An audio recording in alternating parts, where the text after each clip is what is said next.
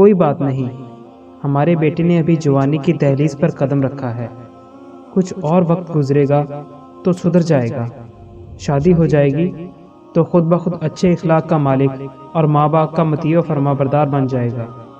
یہ وہ جملہ ہے جو میں اپنے بوڑھے والدین سے اکثر سنا کرتا تھا۔ جب بھی میری طرف سے انہیں کوئی اذیت پہنچتی اور وہ مجھ پر ناراض ہوتے تو ان کی زبان پر صرف یہی جملہ ہوتا تھا کہ وقت گزرے گا تو یہ خود بخود ٹھیک ہو جائے گا۔ میں اب جوان ہو چکا تھا، سوجھ بوجھ والا جوان، مگر میں نے اپنے والدین کے کہنے پر کبھی عمل نہیں کیا۔ ان کے نصیحت آمیز کلمات مجھے گراں گزرتے تھے، میں ان کی باتوں پر کبھی کان نہیں دھرتا تھا، دل میں جو آتا کر گزرتا تھا۔ لیکن میرے والدین نے میری نافرمانی پر مجھے کبھی روکا نہ ہی ٹوکا۔ انہیں میرے بارے میں یہی حسن ظن تھا کہ جب میری شادی ہو جائے گی تو میں سدھر جاؤں گا اور ان کی اطاعت کروں گا۔ ایک دن آیا کہ میری شادی ہو گئی اور میرے حالات بھی بدل گئے۔ میں پہلے کی نسبت اب بہت بدل چکا تھا، مگر اطاعت و فرما برداری کے حوالے سے نہیں بلکہ بالکل اس کے برعکس۔ میں ہر طرح سے اپنے والدین کے لیے نافرمان اور نالائق بن چکا تھا۔ والدین سے میری نفرت اور ان کے ساتھ ناروا سلوک کرنے میں میری شریک حیات کا بڑا عمل دخل تھا۔ بجائے اس کے کہ وہ مجھے حقوق والدین کا درس دیتی، مجھے والدین کی خدمت کرنے کی نصیحت کرتی، الٹا وہ مجھے ماں باپ سے نفرت دلایا کرتی تھی۔ وہ میرے والدین کو حقارت سے دیکھا کرتی تھی۔ میری بیوی خوبصورت تو تھی مگر خوبصیرت نہیں تھی۔ غرور اور تکبر اس کی رگ رگ میں رچا بسا تھا۔ وہ بسا اوقات ہماری عربی زبان کا بھی مذاق اڑایا کرتی تھی۔ دراصل اس نے انگریزی ماحول میں تربیت پائی تھی۔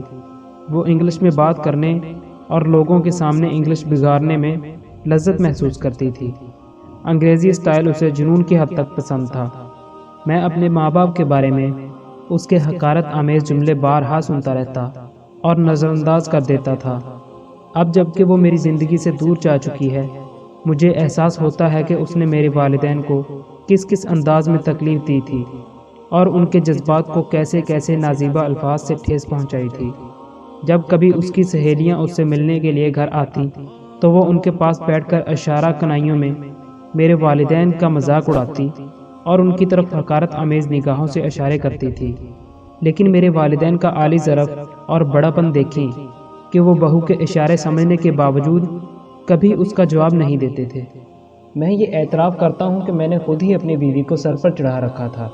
میں نہیں چاہتا تھا کہ میری وجہ سے میری بیوی کے دل کو کسی قسم کا کوئی دکھ پہنچے۔ ایک رات ہم دونوں میاں بیوی اپنے ننھے بچے کے ساتھ ٹہلنے نکلے۔ اس روز میری والدہ کی طبیعت ناساز تھی۔ جب ہم میاں بیوی گھر سے نکلنے لگے تو میرے والد نے والدہ کے بارے میں کوئی بات بتانا مناسب نہیں سمجھا۔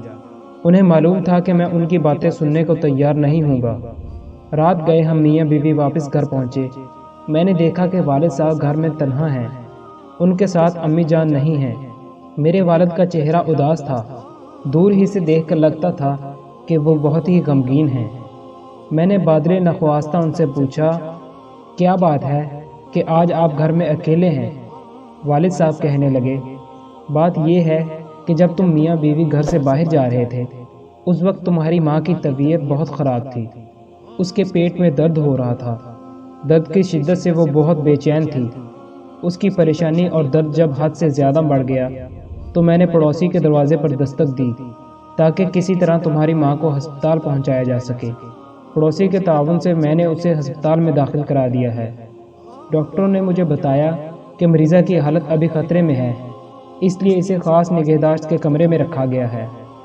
میں اپنے والد کی یہ باتیں سن ہی رہا تھا کہ میری بیوی نے پیچھے سے میرا دامن پکڑ کر کھینچا اور میں اپنے والد کی بقیہ باتیں سنے بغیر اس کے ساتھ اپنے کمرے میں داخل ہو گیا۔ بیوی نے فوراً دروازہ بند کر دیا جبکہ میرے والد گھر کے باہر برآمدے میں کھڑے تھے۔ میری بیوی کہنے لگی، چلو ابھی آرام کرتے ہیں، صبح ہوگی تو ہسپتال چلے جائیں گے۔ صبح ہوئی تو ماں کے انتقال کی اطلاع ملی۔ مجھے اس قدر صدمہ ہوا کہ اس سے پہلے کبھی نہیں ہوا تھا۔ میرا ضمیر مجھے ملامت کر رہا تھا۔ اب میرا احساس جاگ چکا تھا۔ میں نے بہت غور و فکر کیا کہ آخر کیا وجہ ہے کہ میں نے اپنے والدین کی خدمت میں کوتاہی کی ہے اور آج بھی کوتاہی کر رہا ہوں۔ کیا وجہ ہے کہ میری ماں ناراضی کے عالم ہی میں مجھ سے ہمیشہ کے لیے بچھڑ گئی۔ اب میں کیوں کر اپنی والدہ کی خدمت کر سکتا ہوں جبکہ وہ اس دنیا میں موجود ہی نہیں؟ والد یا والدہ سے میری دوری کا سبب کیا ہے؟ غور و فکر کے بعد مجھے معلوم ہو گیا کہ دراصل والدین کی خدمت میں میری کوتاہی اور نافرمانی کا سبب صرف میری بیوی ہے۔ میں نے سوچا ایسی بیوی کا کیا فائدہ جو مجھے میرے والدین سے دور کر دے اور مجھے اللہ کی لعنت کا مستحق بنا دے۔ چنانچہ میں نے فوراً طلاق نامہ تیار کرایا اور بیوی کو طلاق دے دی۔